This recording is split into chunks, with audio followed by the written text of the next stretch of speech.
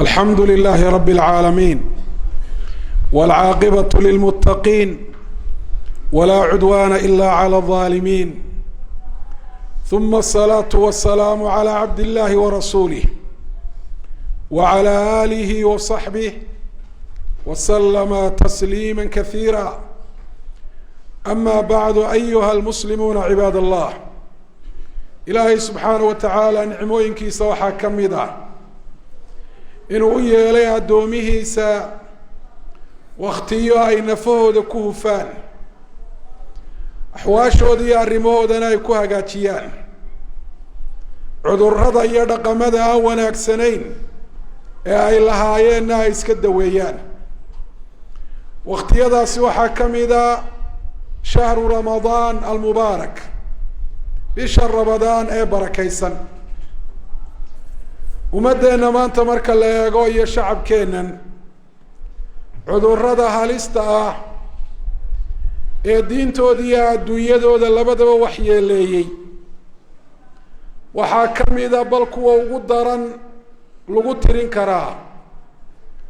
cunitaanka daroogada la yidhaahdo qaadka. cunitaanka daroogada la yidhaahdo qaadku inuu daroogo yahay haddii waqtiyada qaarkood uu khilaaf ka taagnaan jiray, maanta wax khilaaf oo haba yaraatee ka taagani ma jiro. munadamatu sixa alcaalamiya, hay-adda caafimaadka adduunka 1937 ayay ku dareen liiska daroogada, iyadoo waktigaasi weliba maadooyinka ku jira si dhab oo cilmiga aan loo wada ogaan. maadada kaatiinka la yidhaahdo oo daroogo khafiifa ah ayaa waktigaasi cilmi baadhis lagu ogaaday qaadka inay ku jirto. 1975 waxaa la ogaaday maado kaloo taa kasii daran inay ku jirto oo kaatinuun la yidhaahdo, oo ta dhibaatada u badan u geysataa dadka cuna ee waalida faaliga iyo xanuunadan u daran ee laga qaado keenta. culamaau lislaam qarnigii 10aad iyo ka hor ayay in badanoo ka midii fatwoodeen xaaraannimadiisa. waxaa ka mid a faqiiha shaaficiga ah ee la idhahdo ibnu xajar alhaytami almaki ee kitaabka minhaajka ku sharaxay kitaabka la tuhfat lmuxtaaj. wuxuu qoray kitaab la yidhaahdo taxdiiru thiqaat min alkafati walqaat oo xaaraannimadiisa uu ku caddeeyey markii sifaadkiisa iyo tilmaamihiisa u daraaseeyey. culimo fara badan oo reer yamaneed ah oo iyaguna sidaasoo kale waktiyadaa hore fatwooday xaaraannimadiisa ayaa jira. 1402 markay ahayd taariikhda hijrigu, shirweyne culimeed baa ka dhacay magaalada Madiina, gaar ahaan aljaamica alislaamiya, oo lagu daraaseeyey qaadka iyo xukumka uu qaadan karo marka la eego shareecada islaamka. waxaanay noqotay natiijadii ka soo baxday qaadku inuu ka mid yahay mukhadiraadka, daroogada inuu ka mid yahay. dowladaha islaamka oo dhanna ay waajib ku tahay inay la dagaalamaan, ciqaab lagaga go'i karana ay u dejiyaan dadka cuna. sidaasina uu xaaraan ku yahay mar hadduu daroogo yahay. xataa haddaanu daroogo ahaan lahayn, xukunkiisu sidaasunbuu ahaan lahaa, waayo waxaa xaaraantii daroogadoo qura maaha. shay kasta oo dhibaatadiisu ay ka badan tahay dheeftiisa iyo waxtarkiisa, xaaraan buu ku yahay fi shariicati alislaamiya. ilaahay baana subxaana wa tacaala qaacidadaa si fiican ugu tafatiray oo ugu sheegay kitaabkiisa. yasaluunaka can alkhamri walmaysir qul fiihimaa ithmun kabiiru wamanaaficu linnaas وإثمهما أكبر من نفعهما. waxay ku weydiinayaan khamriga iyo khamaarka. waxaad tidhaahdaa dhibaatooyin bay leeyihiin, dadka qaarkoodna waxtar bay ka helaan, laakiin waxyeeladoodaa ka weyn waxtarkooda. xukunkoodiina ilaahay wuxuu ka dhigay xaaraannimo. inama alkhamru walmaysiru walansaabu walazlaam rijsun min camali shayطaan fajtanibuuh. khamriga iyo khamaarka iyo asnaamta iyo qoryaha laga faaliyo intuba waa qurun iyo wasakh shaqo shaydaana oo bani aadamka u qurxiyo si uu ugu yeeleeyo diintooda iyo dadnimadoodaba. ka fogaada buuhi ilaahay subxaanahu wa tacaala. khamrigu waa daroogo, qaadkuna waa daroogo. nooca darooganimo ayuunbay ku kala duwan yihin. qaadku waa daroogo dadka kicisa oo qofka gelisa xaalad kacsanaana oo qofka dhiiggiisu uu kaco, waana ta sababta xanuunkan faaligee waddankeenna maanta aadka ugu badan. markay dhakhaatiirtu ka hadleen faaligga waxa keena xididada dhiiggu maro oo yaryaraaday amaba se qarxay. inta badan faaligga caalamka ka dhaca waxaa sababa say dhakhaatiirtu sheegeen in dadka xididadu ay yaraadaan ama ay awdmaan 80%. waddankeena dhakhaatiirta ka howlgashaa waxay tilmaameen 80% faaligga waddankeena ka dhaca waxaa sababa inuu yahay xididada dhiigga oo qarxa oo dhiig xawliya oo ka tan badani uu maro. waxaanay arrintaasi u aaneeyeen inta badan daroogada qaadka ee dadku ay cunayaan. waalida inuu keeno waa la isku waafaqsan yahay oo waa shaki la-aan. oo maanta waxaa ka furan magaalada Hargeysa oo qura 100 xarumood in ka badan oo ay ku xidhan yihiin dad waali markaa laga dareemay amaba se waali ay ku caddaatay. waalidaasina waxaa la isku waafaqay badankeeda waxa keenay inuu yahay qaadka ay ku jirta maadada waalida keenaysa iyo xaaladaha ka dhasha oo laftoodu waalida keenaya. waynu ogsoonahay oo dadka qaadka cunaa mar allaaliyo markay gacanta ku dhigaan farxad baa gasha. markay cunistiisa bilaabaana waxoogay ay wadaan ee kicitaankii dhiiggu uu bilaabmo, toroorog iyo hadal iyo sheeko aada u tiro badan oo laqwi iyo xaaraan u badan ayaa bilaabanta. marka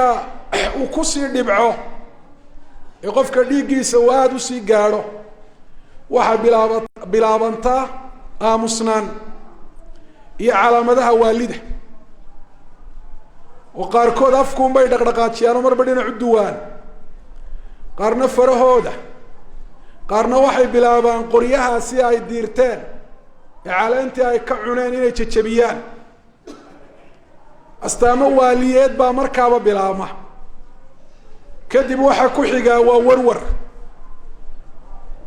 warwarkaasi in badanoo dadka ka mida wuxuu u sababaa inay maskaxdoodu duqayso oo ay waashaan.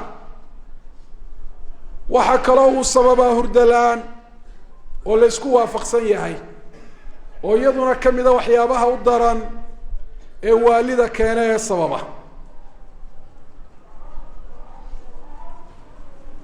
waxaa qaadku uu burburiyey ummaddeena dhaqaalaheeda. waxyaabaha u daran ee sababa qofku inuu waajibaadkiisa gudan waayo ayuu qaadku ka mid yahay. waana astaamaha daroogada lagu garto. astaamaha daroogada ayaa aada uga dhex muuqda qaadka oo ay ka mid tahay alidmaan, la qabsashada waxaan cunto ahayn, oon cabitaan ahayn, oon dawo ahayn, oo haddana qofku aanu ka maarmi karin.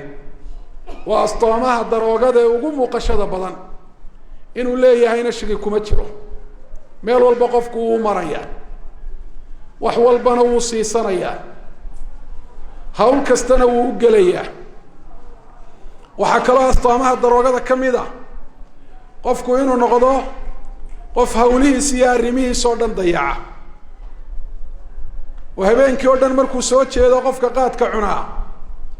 in badan waxaa dhacda shaqadiisii maalmeed inay dayacanto oo hadduu cid u shaqaynayay shaqadii laga eriyo waana tasaabtay maanta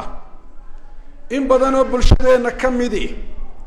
qofka ay shaqo u dirsanayaan inay shardi uga dhigaan inuu qofkaasi noqdo qof aan balwad lahayn qof aan qaadka aan cunin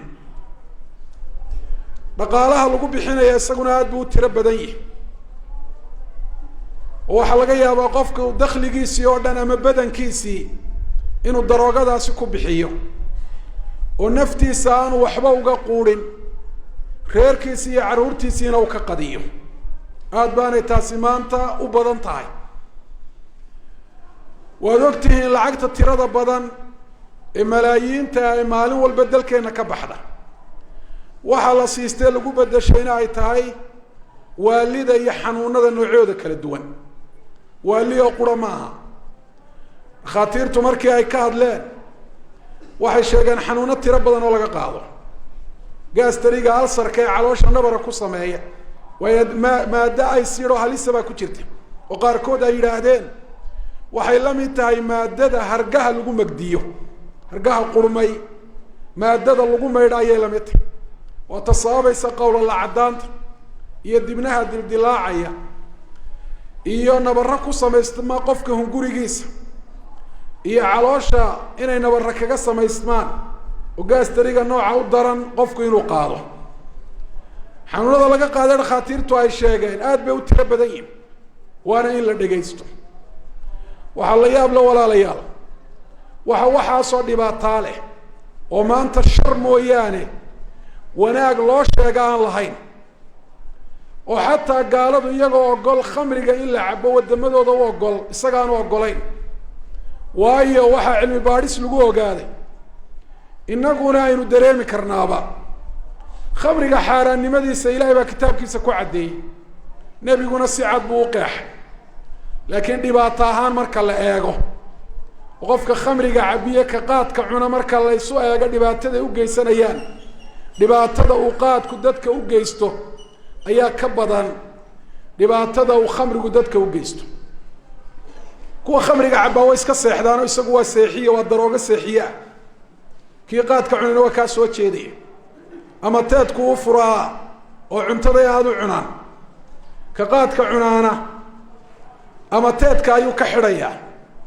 kadibna calool istaag buu qaadaya babaasiir baa ku xigta nafaqa daro horkacaysa xanuunada noocyooda kala duwan oo dhan kuwa khamriga cabbaa xataa maanta ee gaalada ahi si iyagu ay u arkaan si basar le inay tahay bay u cabbaan oo waktiyada ay shaqaynayaan ama wakti shaqo u ah inta badan ma cabbaan waktiyada firaaqaday la egtaan sida kuwa soomaalida ee khamriga cabbee isku qowdhamiya ee sida caanaha geela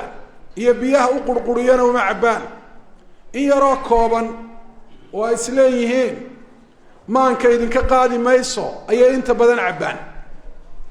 khamrigu ragga hamadooda wuu kordhiyaa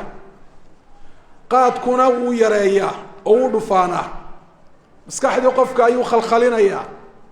dheecaamo fara badan oo waktigii ay soo bixi lahaayeen aan la gaadhin ee munaasibka ahayd ayuu qofka ka sii daynaya hadday biyo tahay hadday macaadin tahay hadday fitamiinaad tahay iyo intii loo baahnaa in ka badan ayuu qofka ka sii daynaya waa kuwaa dadka qaadka cunaya badankoodu wada qallalan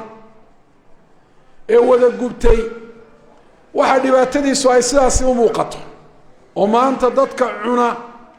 haddii microphone lala dhex qaado mid dafirayo xaqiiqada isdiidsiinaya mooyaane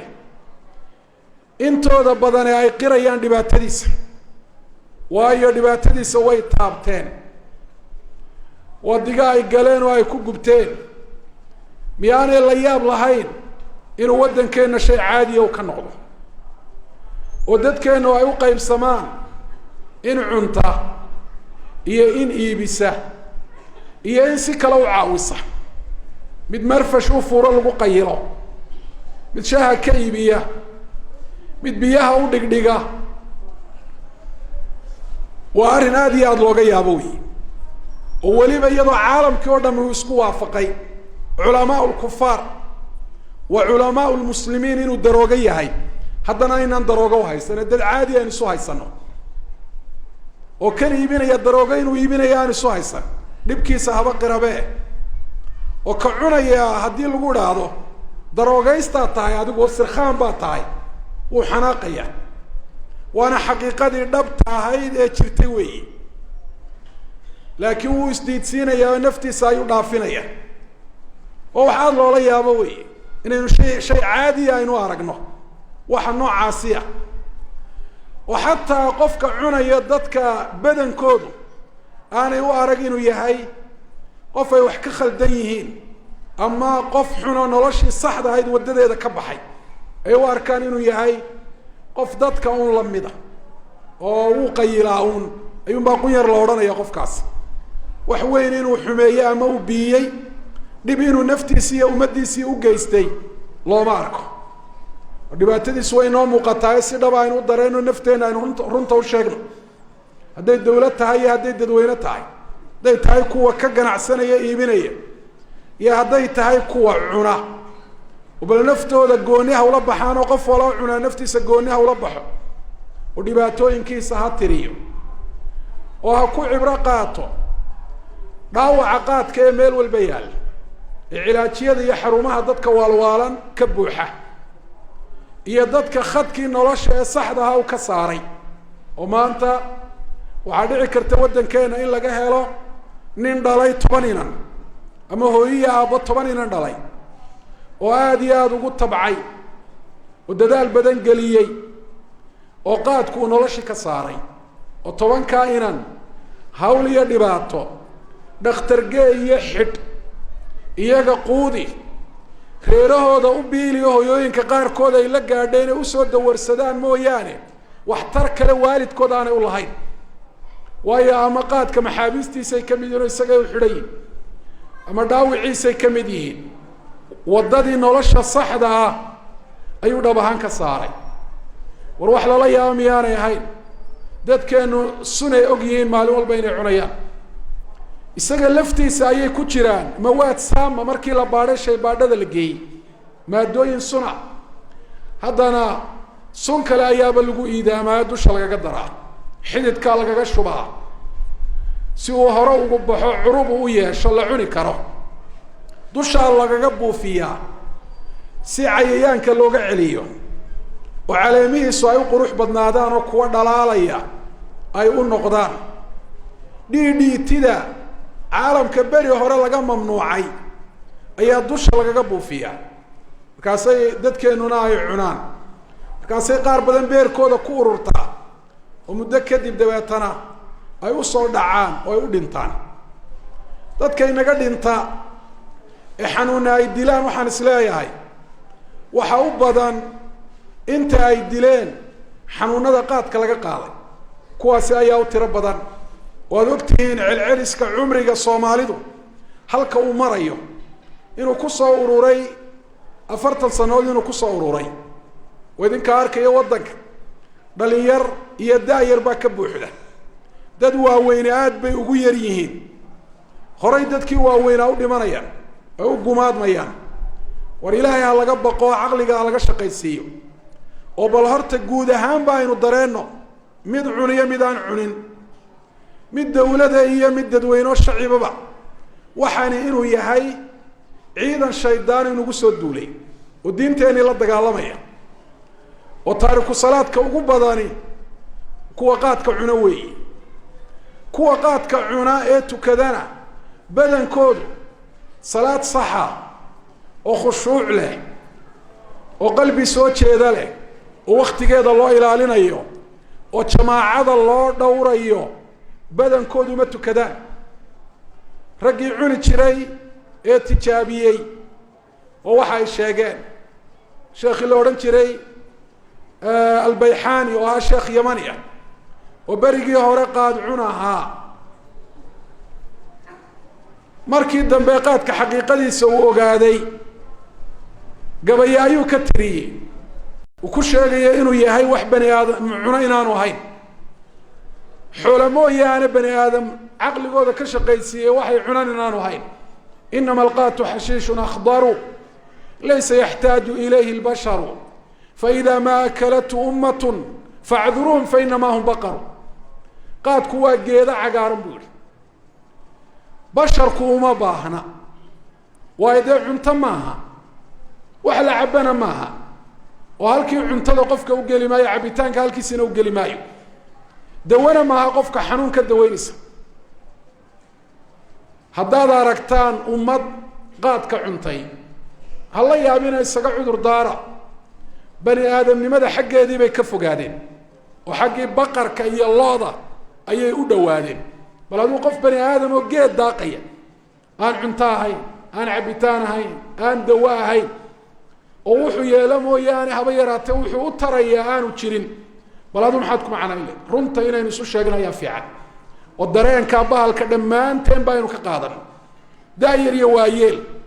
rag iyo dumar culimo iyo dadka intooda kale waxba ha dhegaysanina wadaad isaga laftiisu daroogada cuna wadaad daraagaystaa waxba ha dhegaysanina waa quud u awliye iyo waa geed fiican iyo waxa idinku lugoynaya daroogadii baa ka hadlinaysa isaga laftiisa oo naftiisa uu ka jari laayahay markaasuu ummadiina lugoynaya waliba magacyo fiican ugu bixinaya oo diin waxa weeyaan uga dhigaya ilaahay baan subxaanahu wa ta'aala weydiisanayna cudurka xun ummadeena inuu ka daweeyo quluubtoodana inuu ka jeediyo dhibaatadiisana ilaahay subxaanahu wa ta'aala inuu ina dareensiiyo أقول قولي هذا وأستغفر الله لي ولكم الحمد لله رب العالمين والعاقبة للمتقين ولا عدوان إلا على الظالمين ثم الصلاة والسلام على عبد الله ورسوله محمد وعلى آله وصحبه وسلم تسليما كثيرا أطفر بدن باقات كعنا لباتدي سنة درينسان نعب وله دمي حدنا qaarkood ay aaminsan yihiin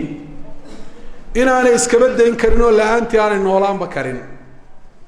oo daroogadu ay beenta noocaas iyo qalbigooda iyo maskaxdooda ay u sheegtay qaar kalena inay iska daayaan waaba doonayaan oo jecel yihiin laakiin wadadii ay arrintaasi u mari lahaayeen ayaanu caddaan waxaan soo jeedinayaa biidni illaahi subxaana wa tacaala asbaab aan isleeyahay waxay ku caawin kartaa qof kasta oo qaadka cuna inuu qaadka iska daayo sababta koowaad waxay tahay an yatawakkala cala allah awooddaada iyo xeeladaada waxa xun ee dareensan tahay kagama tegi kartid allah subxaana wa tacaala tala saaro waman yatawakkal cala allahi fahuwa xasbu ilaahay baa kugu fillaan doona oo cudurkaa xun kaa kaafii doona arrinka labaad wuxuu yahay ilaahay kaalmo weydiiso waxaad tira ilaahay geedkaa xun inaan iska daayo ilaahu igu kaalmay oo igu caawi oo arrinta awooddeeda iyo go-aankeeda iyaal waayo nebi maxamed wuxuu yihi ixris calaa maa yanfacuka wastacin billah wixii ku anfacaya ku dadaal ilaahayna subxaana wa tacaala kaalmayso arrinka saddexaad wuxuu yahay ducada qofku inuu ku dadaalo sujuudda uu ku ducaysto waqtiyada ducada la aqbalana uu la eegto oo ilaahay uu ka baryo qaraarkiisa iyo qarmuunkiisa iyo qiiqa la socdaba qaadcunka sigaar cabisna way la socota oo kuwa qaadka cuna badankooda sigaarka way cabaan kuwa kale aan cabinna ee laakiin qaadka cunana saaxiibadeed baa sigaarka cabsiiya waayo meel yaroo xidhan buu fadhiyaa saaxiibadii kula qayilaya oo sigaarkiibay midig iyo bidixba kala fadhiyaanay burburinayaan sanka iyo afkaba uu ka qaadanaya haddana waxaa laga yaabaa inuu ku faano anuu qaadkuma yaro taataabtaaye sigaarka ma cabo marka ilaahay subxaana wa tacaala inuu baryo waxaa qadhaadhkiisa iyo qarmuunkiisa iyo dhibkiisa ilaahay inuu tusiyo oo qalbigiisa ilaahay uu ka jeediyo qofku inuu ilaahay ka baryo weeye arrinka afraad wuxuu yahay alcaziima arrin waliba go-aan buu u baahan yahay oo qofku wuxuu odhanayo iyo tallaabooyinka uu qaadayo iyo waxa uu daynayaaba go-aan bay ku dhisan yihin markaa qofku markuu dhibaatooyinkiisoo dhan arkee naftiisa si dhaba ugu sheego usoo bandhigo waa inuu go-aan gaadho fa idaa cazamta fatawakal cala allah in badan oo ragga kamida iyo dadka cuna dhibkiisii waa dareensan yihin laakiin go-aankii ayaa ka maqan waana inay iska daayaanna waa sahlan tahay waa iska dayn karaan maalmuun bay u baahan tahay kooban inay sabraan oo in badan waxaanu ku aragnay xajka iyo maka boqolaal nin oo waddankeena ka tegey oo xajka tegay oo qaadka cuni jiray oo halkaa qaadkii ka waayay hadday xataa cuni lahaayeen qaarkoodna cibaadadaas iyo qalbigooda aqooye awgii ay isaga daayeen oo qof qura oo dhibaata ay gaadhay aanu ku jirin waxa weeyaan dubaab baa ay cunaya waxbaa dabada iga gelaya waxaan halwasadaasi waalida noocaasa isagaa sameeye xataa hadday dhacdo waa maalmo kooban weeye sabir ayuunbay u baahan tahay iyo qofku inuu arrintii uu go-aansaday inuu ka midho dhaliyo hore uu ugu socdo waxa weeyaan uu u sabro sababta shanaad waxay tahay qofku waa inuu bedelo saaxiibada oo haddaad tiraa qaadkii baan iska daynayaa kuwii aada wada cuni jirteenna weli sidai aada ugu xidhiidhsan tahay meelihii aad ku cuni jirtayna weli aada tegayso